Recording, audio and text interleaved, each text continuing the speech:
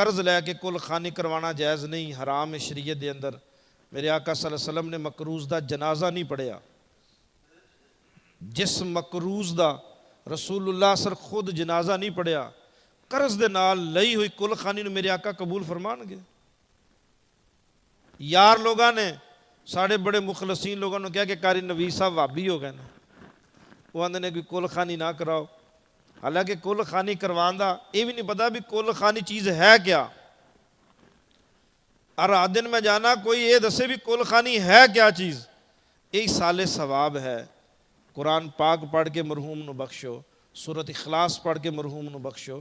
کلمہ شریف دے دور دے بارے میرے آقا صلی اللہ علیہ وسلم فرمایا کہ جس میت نو 70,000 بار کلمہ پڑھ کے بخشیا جائے، انہاں لوگاں دا 70,000 بار کلمہ پڑھ کے جدو میت دی روح نو پیش کیتا جاندہ ہے، وہ 70,000 کلمے دی برکت دی وجہ تو اللہ تعالیٰ مرحوم دی قبر تے عذاب مٹا دیندہ ہے۔